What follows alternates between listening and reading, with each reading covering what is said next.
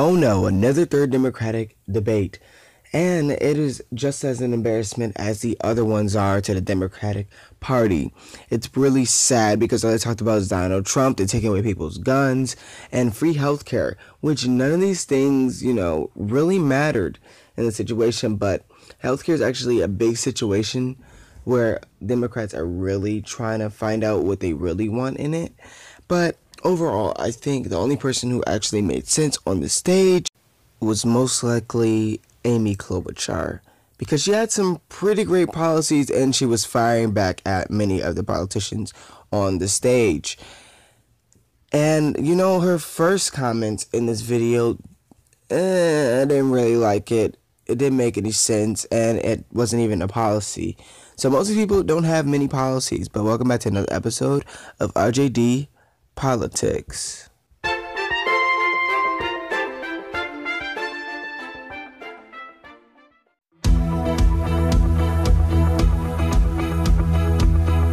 Now, I may not be the loudest person up here, but I think we've already got that in the White House. Houston, we have a problem.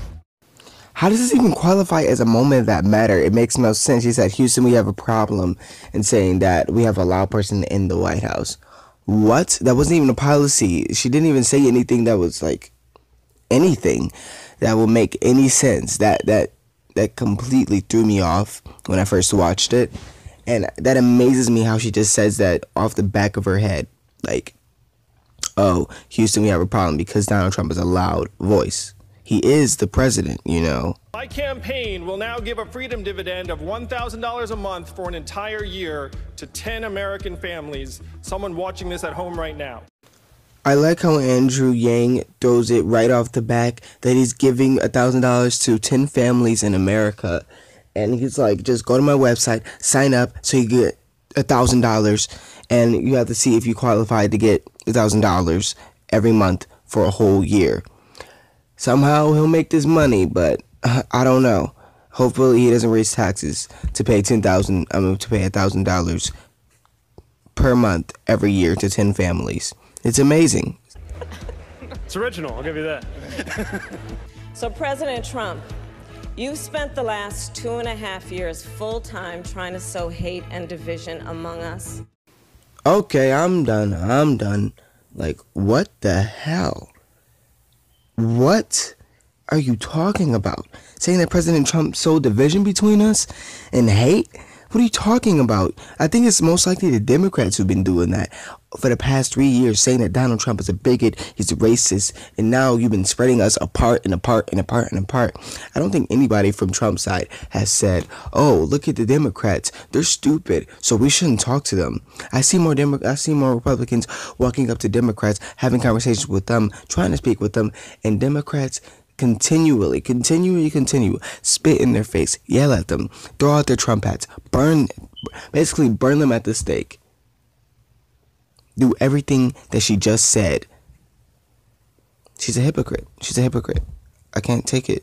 And I plan on focusing on our common issues, our common hopes and desires, and in that way unifying our country, winning this election, and turning the page for America. And now, President Trump, you can go back to watching Fox News. Hey guys, I'm sassy and I'm an asshole. Come vote for me. Please, come vote for me.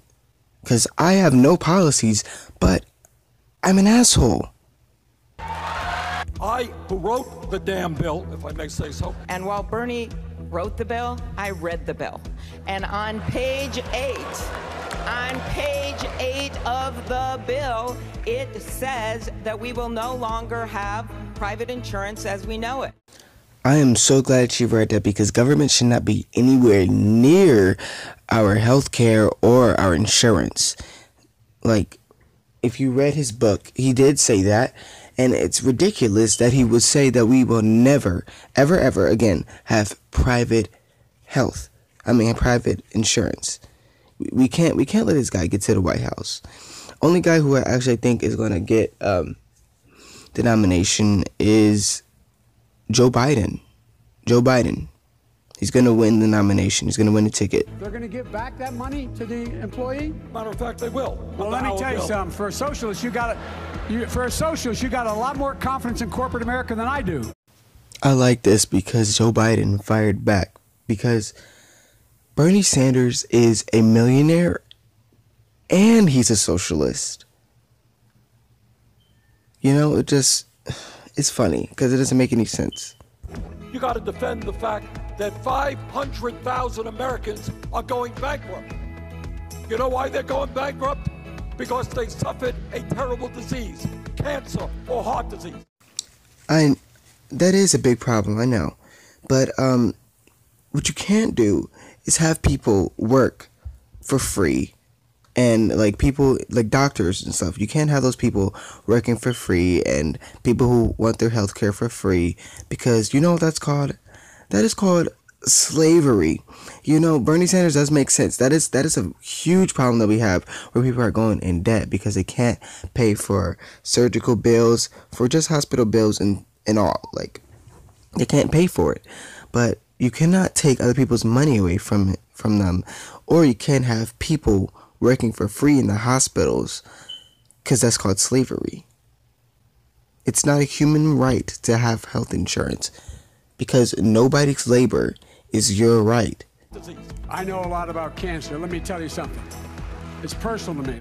This could have led to a good bash on Joe Biden, but Julian Castro decided to keep saying the same thing almost 5 times. 5 times, you hear me? It could have been a great bash, but, you know, Julian Castro, being himself, he just ruined it.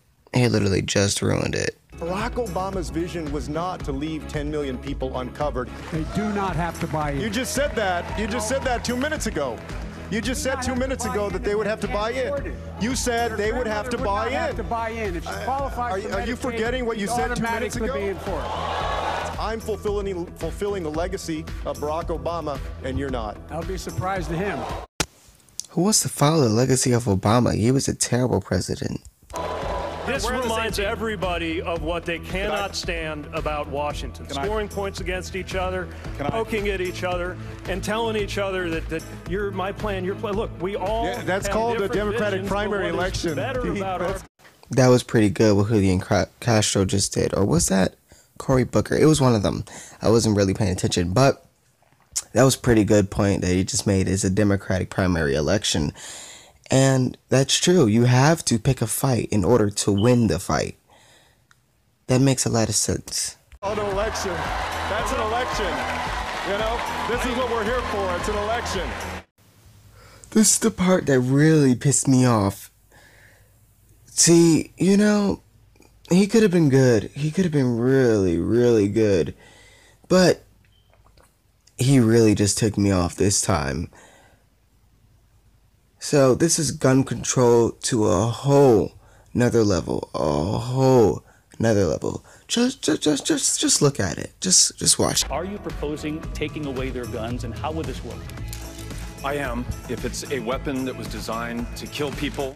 So let's just check off the list. A bat, a sickle, a hammer, what else? A boot, a shoe, a pencil, a stick, a ruler, some deodorant, perfume, cologne, pillows, chairs, slides, brushes, combs, creams, cups, glass, hoodies, sweatshirt.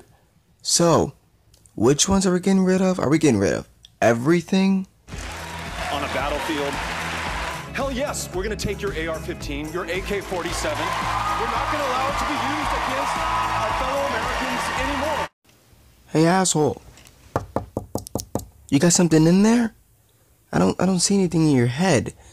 There is something called the Second Amendment. You can't take away our guns. It just won't happen. Nobody's using it against other people. You blame it on the guns, but you should blame it on the person holding it. Are you prepared to say tonight that you and President Obama made a mistake about deportations? Why should Latinos trust you? What Latinos should look at is comparing this president to the president we have is outrageous. Number one, we didn't lock people up in cages. We didn't separate families. There are literally people in cages. There's videos of people in cages during the Obama administration. I don't ever see any pictures, any videos of the Trump administration having kids in cages. That is like totally ludicrous, and maybe you should check it out. Let's see if we have a video right here. Take these images of immigrant children sleeping in cages. Journalists, politicians, Obama flacks, they all blame Trump. Turns out the photos are 4 years old when Obama was in charge. Whoops. Then there's, this is even better, this photo. An all-baby seat immigration detention bus, also blamed on Trump. It was called a prison bus for babies by an anchor, a prison bus for babies. How could anyone say that with a straight face and believe it? A journalist. I mean, who would make a prison bus for babies? It's the craziest thing I've ever heard. Every time something good about Barack Obama comes up, he says, oh, I was there, I was there, I was there. That's me too. And then every time somebody questions part of the administration that we were both part of, he says, well, that was the president. I mean, he wants to take credit for Obama's work, but not have to answer to any questions. Donald Trump, in office on trade policy, you know, he reminds me of that guy in The Wizard of Oz, you know, when you pull back the curtain, it's a really small dude. Still being a sassy asshole. Hey guys, I've got jokes. Maybe you should vote for me. Okay? I'm not even going to take the bait. My biggest professional setback is embarrassing because a lot of folks know about it. I, with a bunch of tenant leaders in Newark, New Jersey in 2002, took on the political machine, and boy, did they fight back. I had tires on my car slashed, our campaign offices were broken into, and here's a bit of advice to everybody. If you're going to have a spectacular failure, have a documentary team there to capture it, because it made for an Oscar-nominated documentary called Street Fight, but then unfortunately another setback, it lost in the Oscars to a movie called March of the Dagnab Penguins, for crying out loud. Are you lost? Phew. I got lost there too. That got pretty boring. Thank you to all of our candidates. It was a great debate. I think we learned a lot tonight. Thanks to you. Okay, America. I think I know who won the overall debate. President Donald Trump. Cool, got the missing roof, your boo. Came up missing too. Poof, I just thought your boo. Now, ooh, she gon' eat the crew. Bread up in that guy, and you would think that bag would come and go. Smile up in my face, but like a plastic bag, I see through you. Take it.